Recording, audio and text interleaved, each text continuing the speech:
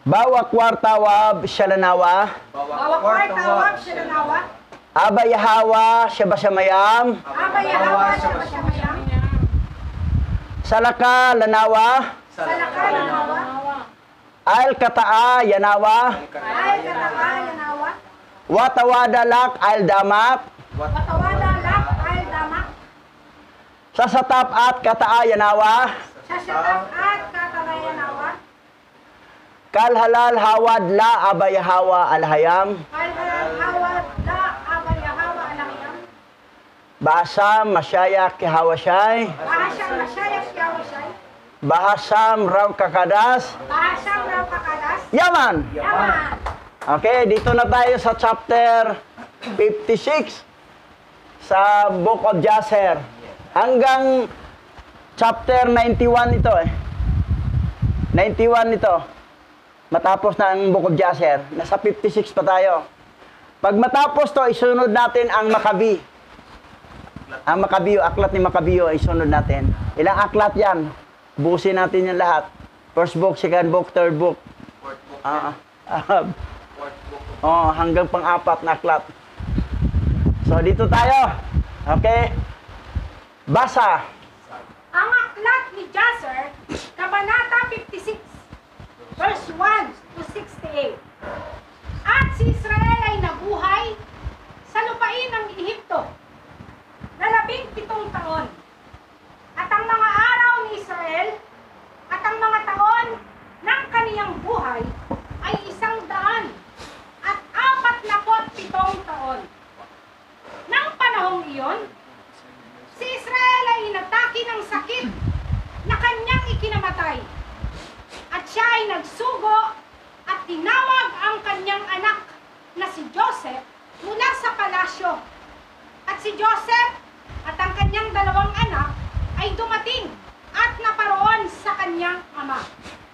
At sinabi ni Israel kay Joseph at sa kaniyang mga anak, narito, ako'y mamamatay na, at ang alahayam ng ating mga ninuno ay dadalawin kayo at ibabalik kayo sa lupain na ipinangako ni Yahawa na ibibigay sa inyo at sa inyong mga anak pagkamatay ninyo. Ngayon, kapag ka ako'y namatay, ilibing ninyo ako sa yungib na nasa Makpela sa Hebron, sa lupain ng Kanaan, malapit sa ating mga ninuno. Okay. Dito na, medyo naghingalo na si Israel. 147 ang edad niya. Ang buong edad niya. 147. Si Joseph naman, 110. Namatay. Mas mataas ang edad ni tatay niya, si Israel. 147.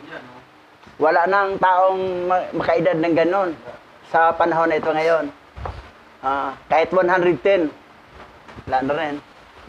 May ilan-ilan, abot ng 100 plus. Pero 110, medyo malabo na. Lalo na 145. Si Matusalem nga, 969. Siya pinakamataas. Pinakamataas. Mas matanda pa kay Adan. 900 lang si Adan ata eh. So, pinakamataas. Ngayon, pinatawag na ni Israel na, ang original pangalan niya, Jacob, pinalitan ng pangalan na Yashara Allah. Yashara Allah. Allah, andolo, Allah, powers. Yashara Allah. Dahil natalo niya si Oriel yung nag-wrestling sila. Sabi ni Oriel, bitawan mo ako, magbukang liwayway na. Hindi kita bitawan hanggat hindi mo akong basbasan. Nag-isip ni Oriel, lakas to ha. Malakas kaming mga anghel Archangel pa yan si Oriel. Pero natalo. Kasi nasuot ni Jacob yung damit ni Adan na nakuha ni Esau kay Nimrod at namana naman ni Nimrod at nakuha ni Esau, bininta naman niya kay Israel, kay Jacob. Naging Israel ng pangalan. So yan ang nangyari. Ngayon ito, mamamatay na si Israel. Patawag na sa mga anak para maanong ibibili niya, anong mga payo niya na dapat gagawin sa mga anak. Katulad ng kuya ko, sabi niya, boy, Sure ka ha na kung mamatay ako, magkatabi ang libingan natin. Huwag kang papayag na ang libing ko at saka libing mo magkahiwalay. Kailangan isa lang libingan natin. Ito naman, doon ilagay sa Makpila. Nasa Hebron, na doon ilibing si Abraham, si Sarah, lahat ng mga lahi nga nabili ni Abraham at namana ni Israel. Na ayaw naman sa mga anak ni Esau. Kasi si Esau daw ang panganay. Dapat si Esau. Ibininta na ang pagkapanganay. Okay, tuloy tayo. At pinasumpa ni Israel ang kaniyang mga anak na ilibing siya sa Makpela sa Hebron. At ang kaniyang mga anak ay sumumpa sa kaniya tungkol sa bagay na ito. At binasbasan ni Israel ang dalawang anak ni Joseph, sina Manases at Ephraim. At pinagkrus ang kamay ni Israel na ipinatong sa kanilang ulo. At sinabi ni Joseph, Ama, ang nasa bandang kanan ay ang matanda. At bakit ang kaliwang kamay mo ipinatong sa kaniyang ulo? At sinabi ni Israel, Alam ko anak ang ginawa ko.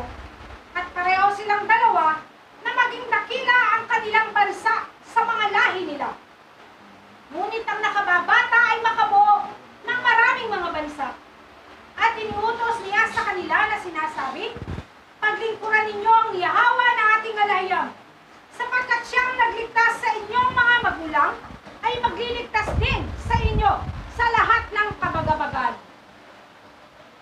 Okay. Ngayon, pinag-pray yung dalawang anak ni Joseph, yung apo ni Israel. Pinag-cross niya.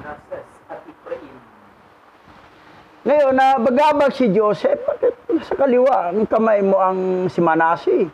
Ginanon mo eh. Sabi naman ni Israel, alam ko ang ginawa ko, anak.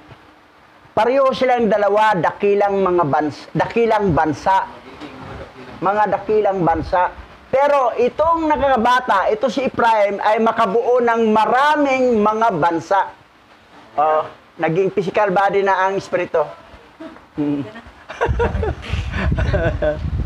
Okay. Welcome. Yon. Makabuo ng maraming bansa. Ang Ephraim, hindi lang isang bansa. Ang lahi, marami silang bansa. Ang Manase nga, dalawa eh. Ang bansang Oper na Pilipinas at saka yung bansang Cuba. Yan ang mga Manase tribe na nakatira sa bansang Cuba at saka bansang Pilipinas na ngayon. Pero, ang bansa ni Ephraim, walang Ephraim dito. Ewan ko iba, nagamit-gamit pa ng Ephraim daw. Hindi kayo taga rito, hindi kayo taga bansang Oper kung Ephraim kayo. Ang Ephraim, Malaysia, Indonesia, Thailand, Cambodia, Myanmar, Vietnam. Maraming bansa, tingnan mo mga itsura ng mga halos kapareho ng itsura natin. Kasi magkapatid ang mga ninono, si Ephraim at saka si Manase. Tingnan mo mga itsura, mga light brown. Saka may itsura dating. Kasi gwapo si Joseph eh. So, hindi katulad sa pero si God, gwapo si God. Si Ephraim,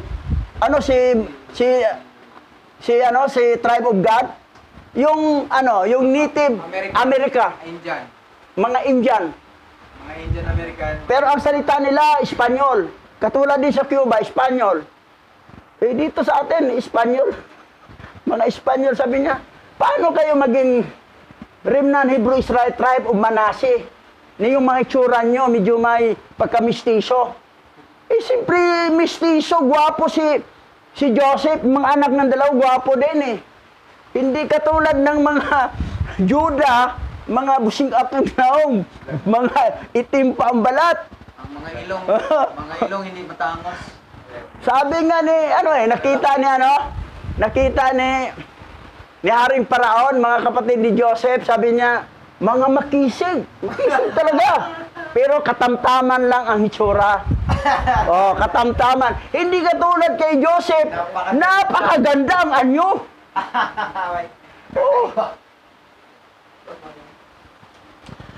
So, si Pastora Daiket at saka si Pastor Bade, pareho sila tribe of Naphtali. O, tinanong. Yun pala, Bishop, na mabilis akong kumilos. Kasi si Naphtali, mabilis tumakbo na. O, walang mabagal kumilos pag lahi ni Naphtali. Mabilis talaga kumilos yan, hindi mabagal. Pero sabi naman ni Pastoraan, Sibulon para kami, mahilig kami sa dagat, sa gagawa ng bangka. Siya pang unang gumawa ng bangka, si Sibulon, yung ninuno namin, yun. Di, iba rin yun. Iba rin yung Badyaw. Ang Badyaw, at saka Subano, at saka Tagalog, pareho sila, Assyrian, mahilig sila makatira sa tabing dagat, at saka sa tabing ilog. Yun ang Badyaw, Subano, at saka Tagalog, taga-ilog, Subano, taga-suba, Badyaw. Kasama rin siya, yung mga Negrito, kasama dyan yung Itawis. Oo, Kasi Tawi, no? Itawis, ang ibig sabihin ng Itawis, taga-kabilang ilog. Oo, yan, Itawi. Oo. Taga-kabilang ilog. Pero mga Muslim sila ngayon, di ba? Oo. So, ang Sibulon kasi, mahilig managat mananagat yan Kasi siyang una talagang gumawa ng bangka, Sibulon. Oh, yan. Di siya napunta sila dito, napangalan Sibo Sibulon. Kasi doon hilig, kasi maraming isla doon na mga mangingisda sila. Ang sinabi mo naman na mga Negrito, ay lahi yan ni Joktan. Kasi si Joktan, itim, maliit na mama, kulot ang buhok, yun yung mga ita. Akala nyo ita, Remnant Hebrew Israel, hindi yan. Maya sila ang totoong Operian tribe. Operian tribe. Si Oper, anak ni Joktan. Tinawag ng Joktan kasi ibig sabihin maliit na mama. Itim, kulot ang buhok. Joktan, ang salita ng pangalan Joktan. Tingnan mo mga ita, mga agta. Mga agta nga Pandak. Pandak, maliit, itim. Kasi Manase, gwapo yan Iba naman yung mga tribe of Judah na mga itim, pero mga malalaki sila, makisig nga Sabi ni Paraon, makikisig. Pero katamtaman lang ang mukha. So, si Pastor, sabi naman ni Pastor, Jerry Mayagma, parang nalipay mag-bishop na Manasi tribe pala tayo, gupuhon pala tayo. Gupuhon yun kayo. Gwapong lolo natin Yan. Tingnan mo mga Manasi tsura, mga Pastora Evangeline, ito, Pastora Merly, tingnan mo mga tsura nila. Mga magaganda. Ang grand lola namin, si Asinat, anak ni Dina, at saka ni Sikim. Si Sikim, Canaanites, yun yung, ngayon?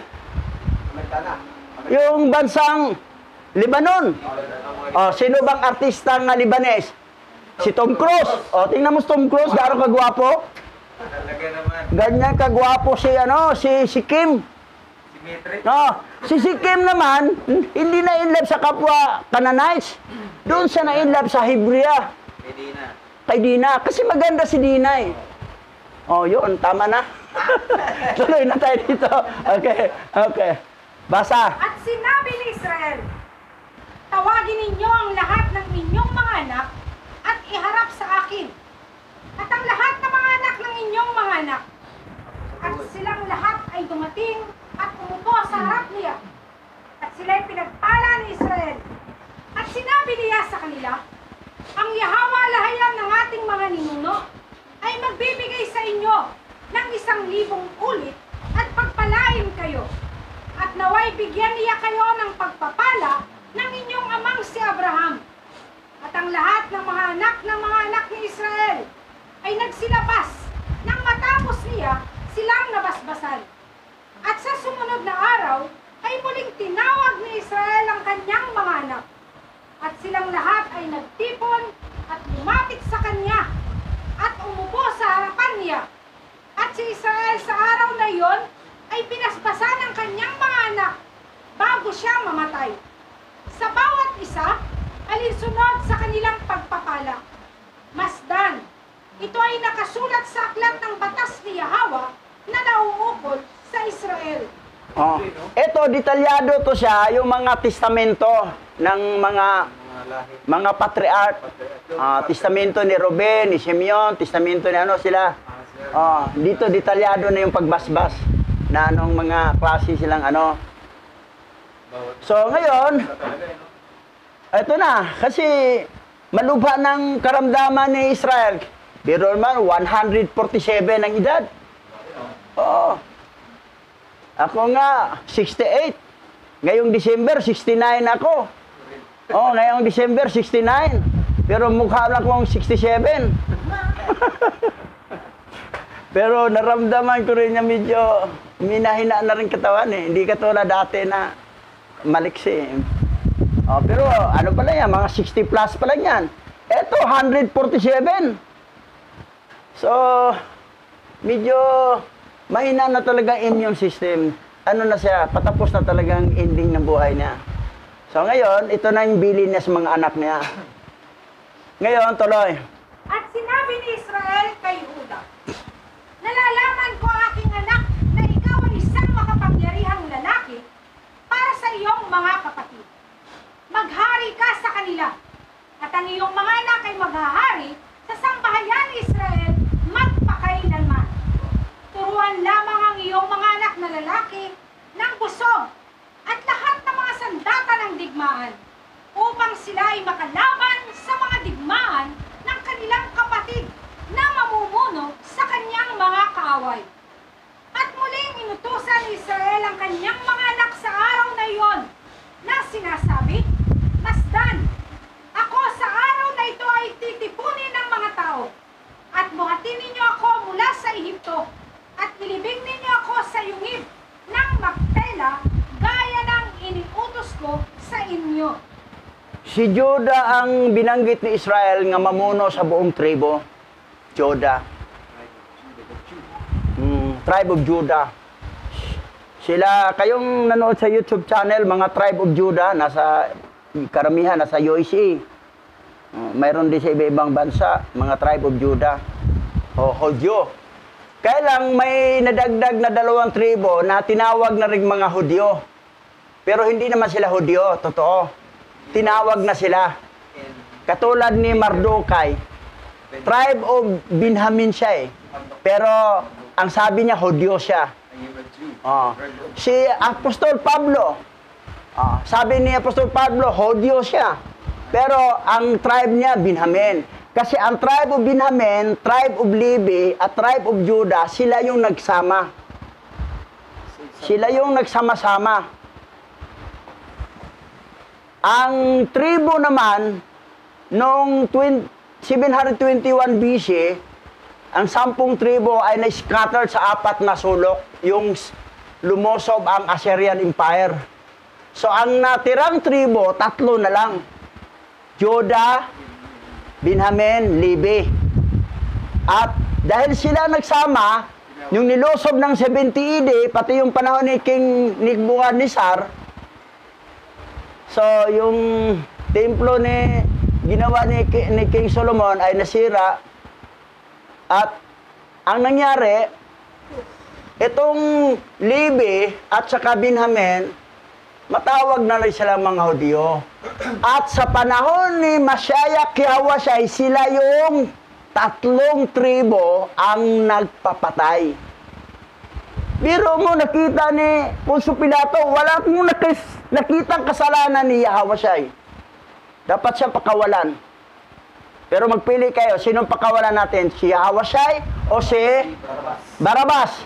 Sabihin si Barabas, o anong gawin natin kay Yahushua? Patayin, patayin. Sinong sumisigaw? Mga Hudyo. That's why ang mga Hudyo nasa ilalim ng sumpa. Dahil sabi ni Poncio Pilato, kuha ko ng tubig, hugas ako ng kahit kamay, para wala akong sagutin sa dugo ng taong ito. Sabi naman ng mga Hudyo, sa amin ang sagutin, sa dugo na yan, at sa aming mga lahi. O, yun. Yun ang mga tribe of Judah, Levi, at saka tribe of Benjamin. Pag mangaral sila, gagamit-gamit pa sila sa pangalan ng mga fallen angel. Hindi lang malis-alis. Yahweh nga sila, Yahweh siya. Pero mabanggit pa rin nila ang pangalan ng God, Lord, Panginoon, Christ. Malakas ang grupo sa Amerika, yung United Israel of Christ. Gamit pa ang pangalan Christ. Kasi nasa ilalim ng sumpa. Nasa ilalim ng sumpa. Pero ang Manase, walang sumpa. That's why ang tribe ni Manase, yun ang pinagkalooban ng original ancient Hebrew, Paleo-Hebrew at saka Hebrew-Aramaic na mag-translate. Binanggit na yan doon sa Book of Enoch na may gagamitin si Yahweh na tao na itatranslate ang original scripture papunta sa lingwaheng maintindihan sa lahat. At dito nagaganap sa bansang Oper. Kasi sa bansang Oper, ito yun ang naging bansa ng mga Manasi. Paano maging bansa ang Manasi tribe o Oper? Bansang Oper. Ang sayaw ng Manasi tribe ay tinikling dance. Yun ang national dance natin dito sa bansa natin. At ang mga Maranao, ang sayaw nila yung singkil dance. Ano yung singkil dance? Tinikling din. Iba lang ang pangalan na singkil dance. Tapos dito sa tinikling dance. Ano ba ang tinikling dance at saka singkil dance? Pareho lang. Gamit ng bambu. Sayaw, ganon. That's why na ang Maranao ay tribe of Manasi. My grandlolo is Maranao. That's why tribe of Manasi ako. Sabi na Pastora dahil, yung grandlolo ko parang Maguindanao. Maguindanao, Mindanao. Niptalian. Sa ang mama ko, Cebu eh. Sa papa talaga ang masunod. Katulad ng grandlola ko, Cebuana. Kung nalalaki si Lola, di Cebulon tribe ako. Kaso lang, hindi sa lalaki, babae siya. So, doon ko sa grandlolo nga lalaki. Ang dugo ng lalaki ang sunod din. Ilocano, mga Ilocana, Manasi tribe. Mga Bicolana, Manasi tribe. Ifugao, Igorot, Manggalato, Pampanguinho, Manasian tribe. Ilocano. Nan. Mga Ilocano, mga DJ dito, Chak Mawatan. Manasi tribe kayo. Tayo, Manasi. Okay, tama na, singit natin, Okay, tuloy tayo. Gayon may ipinamamanhi ko sa inyo na walang sino man sa inyong mga anak ang magdadala sa akin, kundi kayo lamang. At ito ang paraan na inyong gagawin sa akin. Kapag dinala ninyo ang aking bangkay upang pumaroon sa lupain ng Kanaan upang ilibing ako. Si Huda, Sakar at Zabulon ay magdadala ng aking bangkay. Si Ruben, Simeon at Gad ay sa bandang timog. Si Ephraim, Manases at Benjamin ay sa bandang kanluran. Si Dan, Aser at Naphtali ay sa bandang hilaga. At si Levi na kasama ninyo ay nakatalaga bilang saserdote at ang kaniyang mga lahi, sapagkat ang kanyang mga anak na lalaki ang magdadala ng kabal ng tipan ni Yahweh. At si Joseph ay magdadala sa akin bilang isang hari ay maging gayon ang kanyang kaluwalhatian. Gayunpaman, sina Manases at Ephraim ay magiging kahalili niya na mabibilang na kapantay sa aking mga anak. Kapantay na ha. That's why ang tribe ni Israel ay hindi na 12, 13. 13 na. In behalf of Joseph, Ephraim na at saka Manasseh. So, 13. Ganon rin ang apostol ni Yahweh siya, 13 din. Si Judas napalitan ni Matias. 12. Naging apostol si Pablo, additional, para apostol ng mga Hintil at mga Hebro. 3C. Sa pelikula, ang 30 number, maswerte. Pero sa building, hindi daw. Hindi lang dyan. Walang 13 floor. Diretso 14 and 12, 12. diretso 14, walang 13. So, yan ang nangyari. So, si Israel, ang sabi niya, si Huda, mamuno, pinakahid. Si Levi naman, siya yung nakatalaga sa templo. At ang mga anak na lahi ni Levi, sila yung magdalala sa kaban ng tipan ni Hawa. Yung the Ark of the Covenant. Kailangan Levite siya magdala. At sila rin ang maglagay ng talukbong sa ulo. Mga tribe of Levi. Ang mga babae, sa lahat ng tribo, magkatalukbong talaga lahat ng babae. kahit anong tribo ka, lahat ng babae nakatalukbong. Pero, ang sa lalaki, ang nakatalukbong, only Levites, Levi lang. Ngayon, kung hindi ka tribe of Levi, nagtalukbong ka, naglibi-libihan ka, o kulang ka talaga sa alam, kulang ka sa research. Assuming sila. Kulang ka sa research, bakit naglagay ka ng talukbong? Huwag mong gayaan ng mga Muslim, lahat ng mga laki din, talukbong talaga silang mga ano, Mayroon mga puti. silang mga imam ng ano. Pero dito, tribe of Levi lang, kasi sila yung nakatalaga sa templo. Pero itong kay Manase, Ephraim, Kapantay ay kapantay sila sa mga anak niya. sa mga anak ni Israel. Sila ang naging kabilang sa tribo at si Reuben, si Joseph ay hari at maging hari din ang Manase at saka Ephraim. Sino ang ginamit ngayon? Dito lang sa may nagawa si Manase. Wala akong nakitang may gawa si Ephraim eh.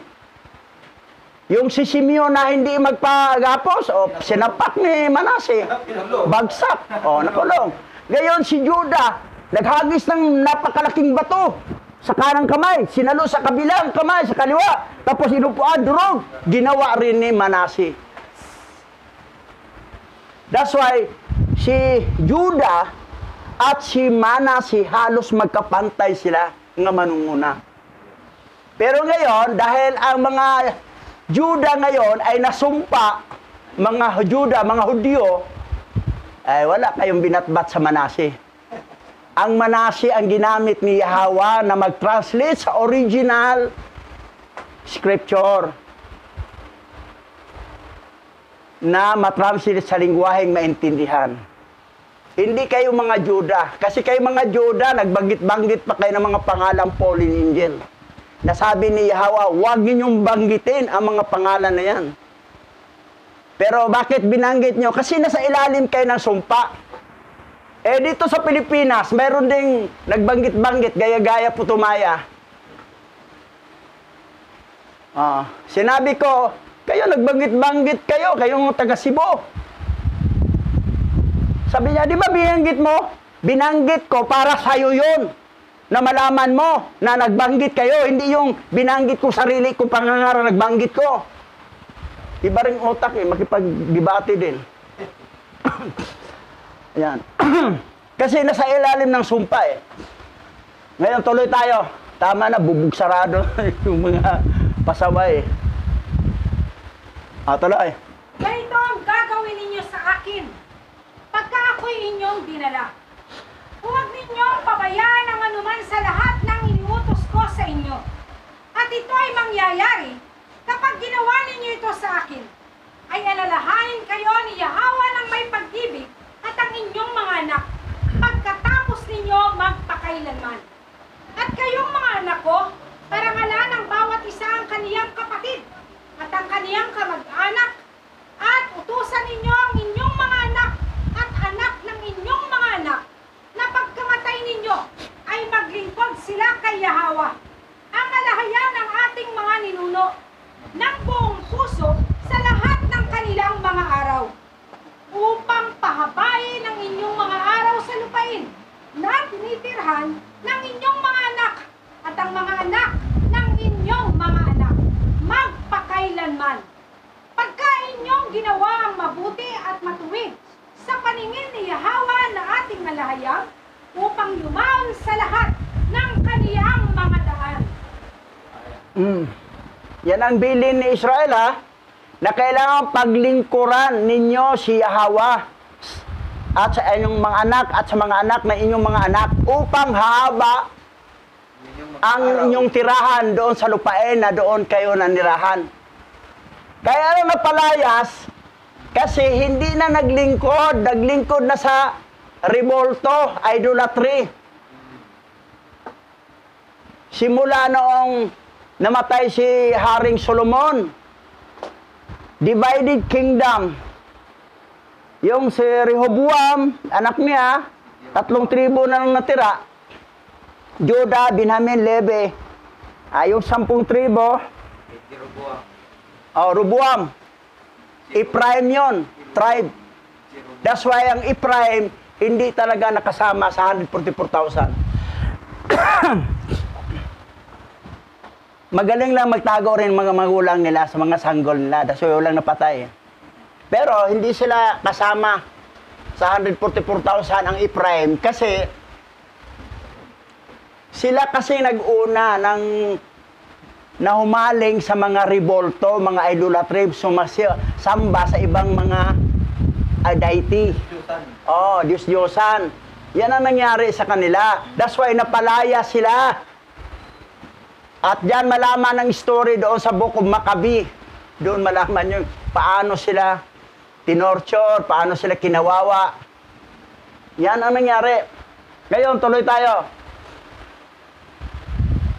At ikaw, Joseph na anak ko, idinadalangin ko sa iyo na patawarin mo ang mga kabangisan ng iyong mga kapatid at lahat ng kanilang mga maling gawain sa pinsalang ibinunton nila sa iyo, sapagkat nilayon ito ng alahayang para sa ikabubuti mo at ng iyong mga anak.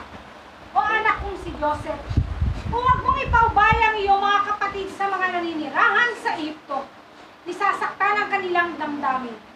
Sapagkat masdan, ibinibigay ko sila sa kamay ng alahayang at sa iyong kamay, upang bantayan sila mula sa mga Ehipsyo. At ang mga anak ni Israel ay sumagot sa kanilang ama na nagsasabi, O aming ama, ang lahat ng iyong iniutos sa amin ay gayon ang aming gagawin. Nawa, ang alahayang lamang ang kasama namin. Yan. Dapat ganun talaga. Kailangan kasi tuturuan lang talaga ang mga anak sa mga anak ng mga anak. Kasi pag hindi turuan, hindi sila rooted sa teaching ni Yahweh, maano talaga sila, malihis. Matangay sila sa mga ibang alahayam o Diyos-Diyosan. Yan ang mangyari. Yan ang matinding bilin talaga ni Israel. At dahil dito, walang lihim, manatiling lihim, mabubulgar din ang mga lihim dito. Tuloy tayo. At sinabi ni Israel sa kaniyang mga anak, Sa gayo'y sumayin niyo nawa ang alahayang, pagkain niyong iingatan ang lahat ng kaniyang mga lakad. Huwag kayong lumiko sa kanan o sa kaliwa sa inyong mga lakad. Pagtuunan ninyo ang paggawa ng mabuti at matuwid sa paningin ni Yahweh. Sapagkat alam ko na marami at matitinding kaguluhan ang sasapit sa inyo sa mga huling araw sa lupain ito. Oo, ang inyong mga anak at mga anak ng mga anak, maglingkod lamang sa Yahweh at ililigtas niya kayo sa lahat ng kabagabagan. Kasi biro po naman ang Egypto, saksak ng mga idolatryan. Nandyan yung si Serapis Christos, si Amin-Ra, lahat ng mga pangalan ng mga fallen angel sinasamba ng mga Egyptian. That's why, matinding bilin talaga ni Israel na huwag kayong liliko sa kanan o sa kaliwa. Ituon talaga ninyo ang aral ninyo kay Yahweh. Grabe. Yan ang nangyari. Nakapokus lang kay Hawa. Pero ang iba kasi, dito kasi, nagbibigay ng ayuda kasi. May akap, dito tayo. Agoy. Matangay ka lang para sa pera. Ibibinta mo yung panampalataya mo dahil lang sa ganon. Panglupa lang yan eh. Ngayon, tuloy tayo. Ito ay mangyayari. Kapag kayo ay susunod sa Yahawa upang paglingkuran siya, at tuturuan ninyo ang inyong mga anak na susunod sa inyo, at ang mga anak ng inyong mga anak na makilala ang Yahawa. Kung magkagayoy bubuhayin ni Yahawa sa inyo at sa inyong mga anak ang isang lingkod mula sa inyong mga anak, at ililigtas kayo ni Yahawa sa pamamagitan ng kanyang kamay mula sa lahat ng kapighatian, at ilalabas kayo sa Ehipto, at ibabalik kayo sa lupain ng inyong mga ninuno upang manahin ng matiwasay. Yun yung tinutukoy ni Israel doon, si Moses yun. Ipanganak. Siya ang gagamitin ni Hawa na magdadala sa kanila, babalik sa lupain na ipinangako. Manahin o manahin? Manahin. Manahin. Manahin. Mamana. Inyong mga ninono upang manahin ng tiwasay. Inyong ano? Ang mamana. Yung lupain ng Kanaan. Huwag lang promise land. Manahin. Yun yung Kanaan. Bansa Kanaan. Huwag ka ng ulap direct. Kailan ang condition? Kinakailangan sumunod. Maglingkod. Maglingkod kay Yahawa.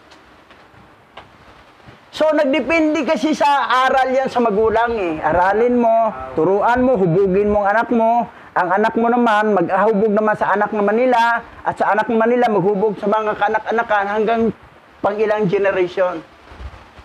Kasi pag magkulang, diyan ang magkaproblema. Nagsimula kasi ang pagkukulang doon kay King Solomon eh. That's why nahati ang kingdom. Kingdom of Israel and Kingdom of Judah na. Northern Kingdom at Southern Kingdom. Kasi ito kasi si Solomon ay double kara, matalino sana, gwapo din. Kailang problema, nagpatayo ng mga simbahan, ng mga templo ni Baal, ni Artaste. Sierra. Tapos, Sira, doon rin siya attend din siya doon. Kasi, yun ang, Inigurasyon. ano lang sa kanyang mga asawa eh. Hindi sa kanyang mga mahal. Siya, sabi na, sige na, patayuan mo kami. Kaya nga. So, pinatayuan din ni King Solomon yung anong request ng mga asawa niya. That's why, disadvantage talaga ang sobrang maraming asawa. Kasi pag maglambing yan, hingin, hindi ka kapag hindi. Tapos pag simula ng pagsamba doon, nandoon ka kasi ikaw nagpatayo eh. Di nakasamba ka sa harapan ni Baal. Tapos ito naman, isang simbahan naman, pinatayo mo. Duplikara nga. Duplikara, doon nagsimula. Pagkamatay niya, divided na ang kingdom. At ang mga anak, gano'n na rin. Kasi, ang araw kasi hindi talaga nahubog ng husto. Hindi nahubog ng husto eh. That's why napalaya sila sa bansang Israel. Yan ang nangyari dito. Ngayon, tuloy tayo. At huminto si Israel sa pag-utos sa kaniyang mga anak. At sinabi ni Joseph kay Israel, Ama, narito si Asenat at ang kanyang ama na si Potifera na saserdote. Si Asenat ay hindi totoong anak ni Potifera dahil napulot lamang siya sa pader ng Ehipto.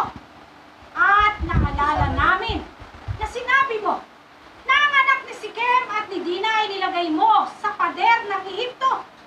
At ito'y natagpuan nila doon at itinuring nilang anak.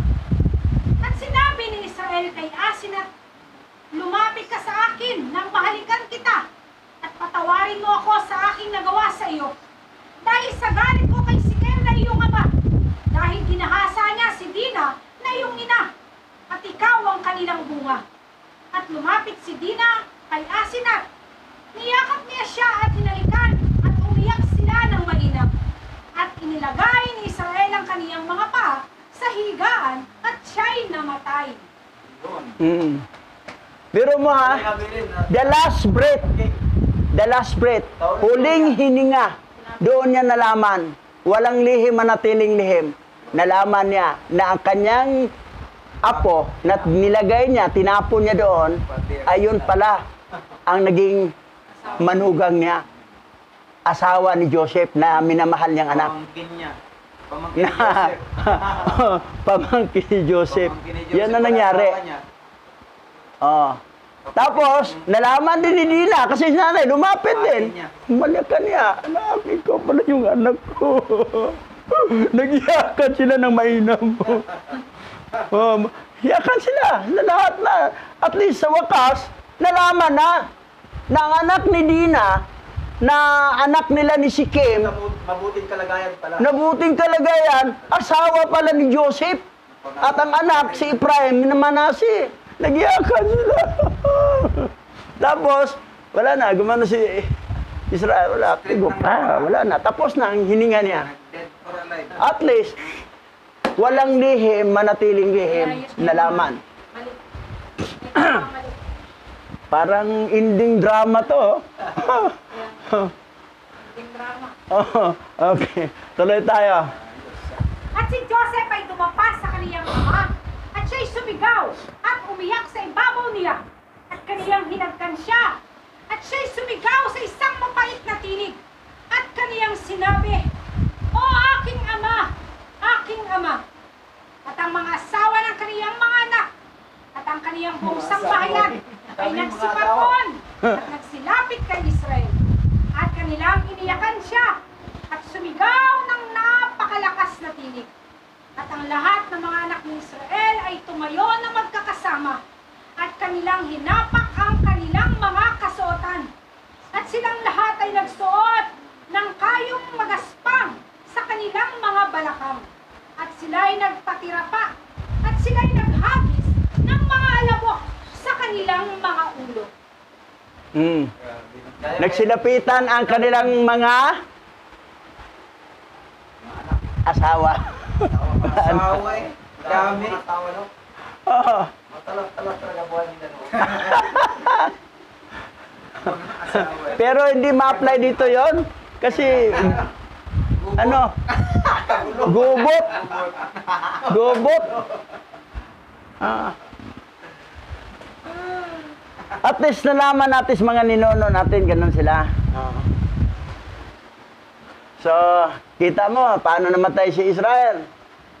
Nasabi niya lahat ng ibibilin sa kanya at nalaman niya ang tinapon niyang apo. Yun palang asawa ni Joseph. O yun. Mabuting kamay pa. Okay, tuloy tayo. At sina Dina at Asinat ay dumapa sa harapan ni Israel na umiyak ng mainam. At silang lahat ay tumindig at nagsuot ng isang sako, at ang lahat ng mga babaeng Ehipsyo na kasama nila ay tinangisan at iniyakan si Israel. At gayon din ang lahat ng mga tao sa Ehipto na nakakilala kay Israel ay dumating lahat ng araw na iyon nang kanilang marinig ang bagay na ito. At ang buong Ehipsyo ay umiyak ng maraming araw. At gayon din mula sa lupain ng Kanaan ay nagtungo ang mga babae sa Ehipto nang kanilang mabalitaan na si Israel ay patay na, at kanilang iniyakan siya sa Ehipto sa loob ng 70 araw. Grabe, 70 days. 70 days. Biro mo ha, na taga-Kanaan ng mga babae, nagpunta sa Egypto, nalaman nilang patay na si Israel. 70 days. Nakiramay sila sa nangyari. Ah. Nagpunta sa Egypto, yung mga babaeng taga-Kanaan. Sabihin, mababa pa pala yun sa Katoliko kay 14 days, 20 days lang. Ah. So 70. Oo. 70 days eh. 70 days. Grabe yung pagluluksa. 70 araw. 70 araw sa loob ng 70 araw, 70 days. 70 days nga. Pero ang sa arte, 40 days. Sa Roman Catholic, 40 days. 40 days lang. Eh, sa Israel, 70. 70. Grabe.